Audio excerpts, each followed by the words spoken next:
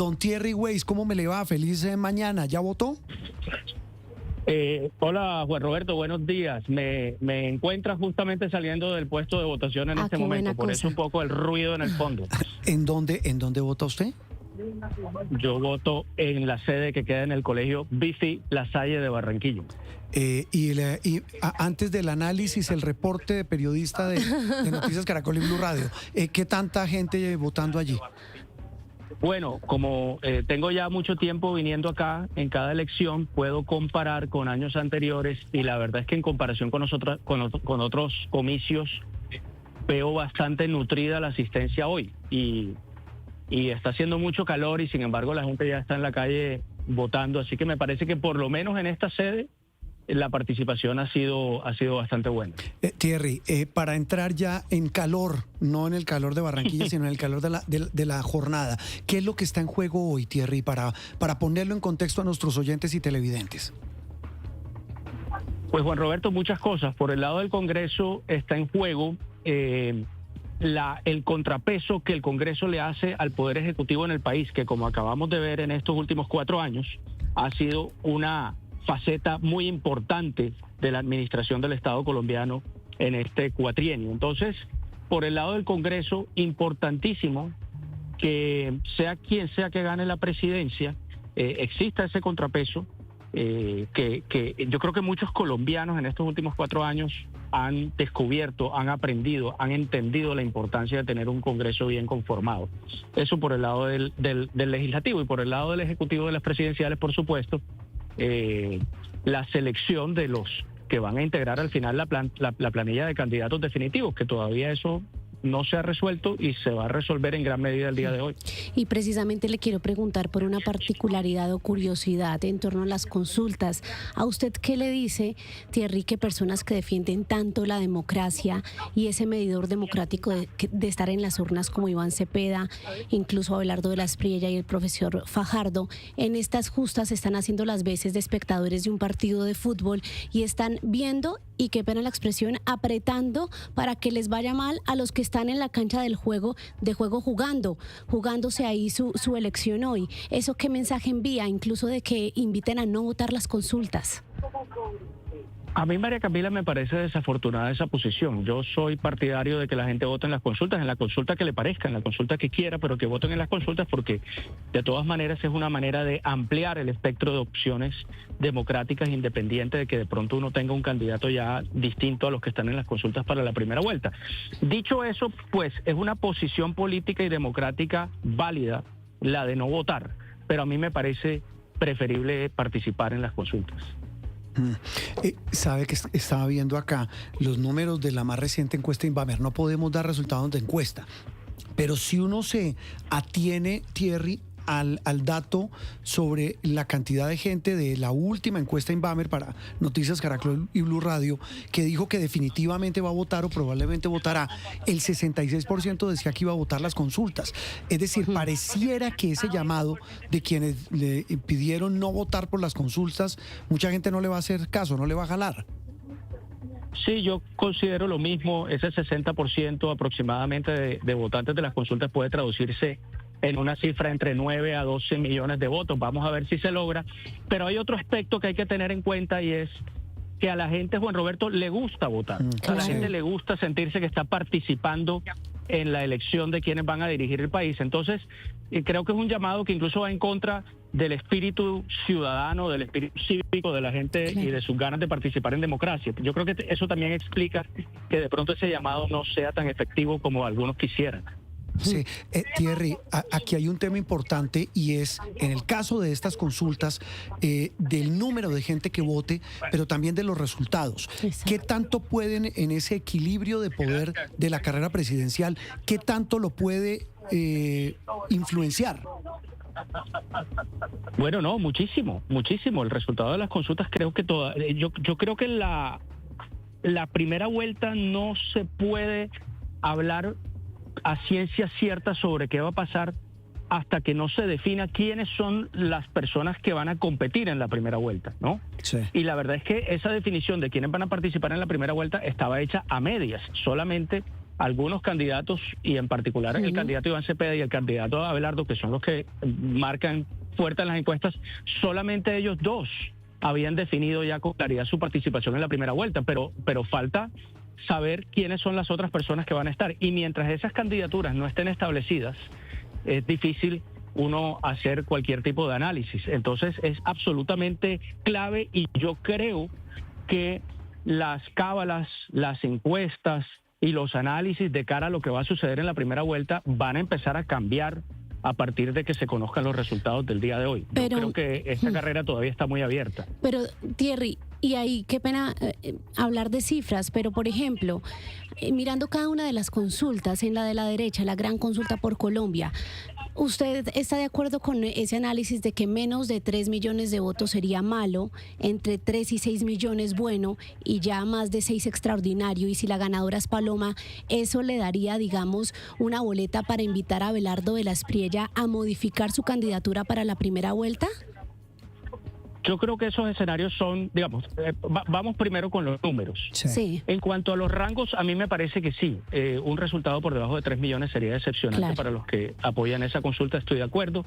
Y un resultado, digamos, entre 3 y 4 o 3 y 5 sería bueno. Yo personalmente creo que a partir de 5 ya podemos hablar de un éxito, y obviamente si es más de 5, más de 6, sería un hecho político muy, muy notorio. Eso en cuanto a los números. En cuanto al poder que eso le puede dar a la persona que quede elegida para empezar a hacer alianzas como la que tú sugieres con Abelardo, también eso va a depender muchísimo de la votación total. Hay una cosa importante que hay que señalar, y es que la narrativa que se impone a partir de esta noche o a partir de mañana, cuando ya tengamos los resultados, es una narrativa no solamente de que el candidato tal o la candidata tal ganó la consulta, sino que la consulta sacó tal número de votos. Eso le iba a decir yo. Creo que la narrativa, la narrativa que se va a imponer es como si el ganador de la consulta recibiera todos los votos de la consulta. Así obviamente no se hace en la práctica, pero esa es, digamos, la manera como psicológicamente se va a interpretar esa cifra. Sin duda. Y eso, por supuesto, le da unos poderes de negociación a los ganadores, sobre todo los ganadores que saquen una buena votación. Y en el caso que tú mencionas, María Camila, no solamente para que la candidata Paloma, si ella es la que gana, pueda plantear alianzas con Abelardo, sino quizá plantear alianzas con otras personas, ¿no? Claro, y súmele Fajardo, también. o con el que quede de segundo en la consulta de hoy. Claro, Thierry, y súmele lo siguiente, depende cómo le vaya al segundo de esa consulta. Hay mucha especulación sobre que le puede ir muy bien a Juan Daniel Oviedo, y eso también lo convertiría en un hecho político grande, pero habrá que esperar el resultado para ahí ya empezar a desgranar la mazorca. Thierry, me queda faltando, antes de despedirlo, las otras dos consultas. La de Claudia, que es la consulta de ella, donde ella volvió a levantar la cabeza. Ahí un resultado, una votación importante, ¿cuál sería? Bueno, yo creo que en el caso de la consulta de Claudia López, donde efectivamente están prácticamente cantado que ella la va a ganar, entonces lo que importa no es quién gane, sino cuántos votos totales saque. Exacto. Yo creo que para esa consulta un resultado a partir de 800,000 votos podría considerarse exitoso. 1 millón de votos sería un muy buen resultado. Sí. Por debajo de 500 ya es un resultado un poco flojo que de pronto decepciona a las personas que apoyan a Claudia. Y en el caso de la consulta... En la consulta de la de Roy Frente Barreras. por la vida. Que pareciera por las encuestas ya no es tan de Roy Barreras, pero habrá que esperar si la maquinaria Roy le funciona para ganarle a Quintero. Sí, ahí están pasando unas cosas muy interesantes, en particular esa que tú acabas de señalar, de que las encuestas de repente señalan a Quintero como posible ganador de esa consulta, lo cual también sería un hecho político y que también modificaría un poco el tablero de cara a la primera vuelta, y habría que ver ya el pacto histórico cómo va a manejar ese resultado, si ese resultado se llega a dar. Y en cuanto a los números, yo creo que ahí podemos hablar de una cifra alrededor de los 3 millones, que es de donde se podría concluir que le fue bien o no le fue tan bien. Yo creo que por debajo de 3 millones, que es un poco la cifra que Roy ha puesto, ¿no? Él está jugando a que esa consulta tenga más votantes que la que eligió a Iván Cepeda el año pasado.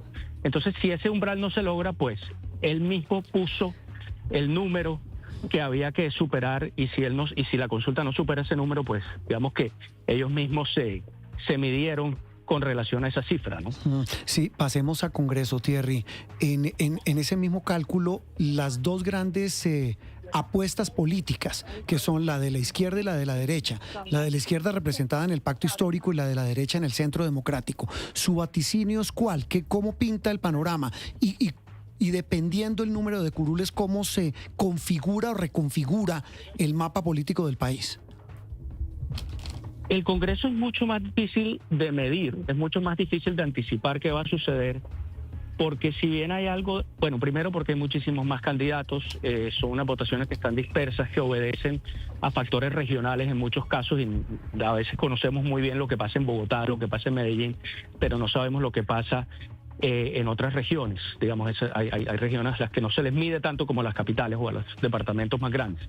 Entonces, alrededor de la votación para Congreso hay mucha más incertidumbre y mucha más variabilidad y espacio para sorpresas. Lo que las principales encuestas sugieren y los principales estudios que ha habido sugieren es que el principal partido de derecha, es decir, el Centro Democrático, podría subir y ganar unas cuantas curules, y el principal partido de izquierda, el Pacto Histórico, podría perder unas cuantas con relación a lo que tienen hoy.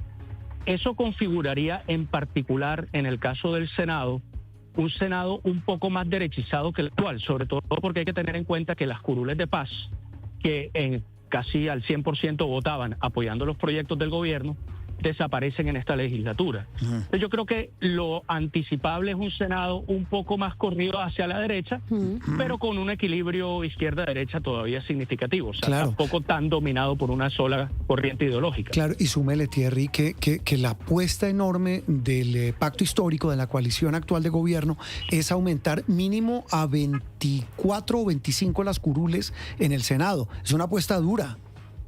Esa es una apuesta muy compleja. A veces, como pasa con la consulta de el candidato Roy Barreras, poner esos números y lanzar esos números al aire antes de las elecciones puede ser contraproducente, porque si uno no consigue esas apuestas tan arriesgadas, tan fuertes, sí, queda en el aire la sensación de que la campaña fue un fracaso. Así saquen 18, 19 o 20 senadores, lo cual tampoco está mal.